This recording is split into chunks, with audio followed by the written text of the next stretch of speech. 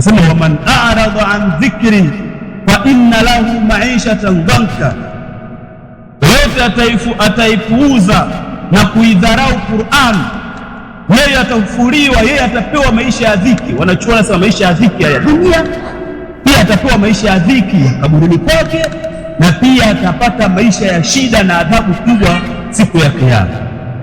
Kwa hiyo katika dunia atapata shida nyingi, mambo yake mengi atakoyafunguka. Sababu nini? Apuuza Qur'an.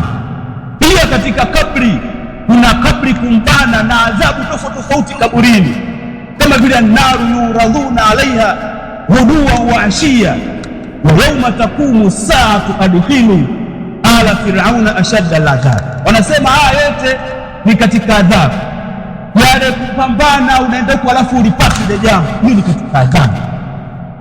Ukafanya jitihada zako zote afu mambo yako hayaendi, katika adhabu kabisa. Lakini ukijitizama pengine wewe ndio mtu wa kwanza mwenye kuipuuza Qur'an. Hiyo ndio kila mmoja ile alifikirie watapata maisha ya dhiki hapa duniani na kaburini, na siku ya Kiyama wataingia kwenye adhabu kubwa. Ndio maana Allah akasema hao wenye kupuuza jambo la kwanza maisha yao yatakuwa ni shida, alafu wanahshuruhu yauma alqiyamati ama, watafufuliwa siku ya Kiyama hali ya kuwa kipofu.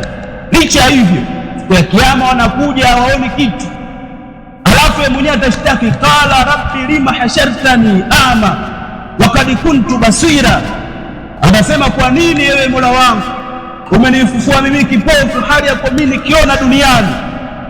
Ayaambiwa qala kadhalika atatka ayatuna fanasitaha wa kadhalika alyawma tunsa, kwa sababu wewe zilipokufikia aya zetu wewe ukapuuza na ukadharau kabisa, ukaona si lolote si chochote.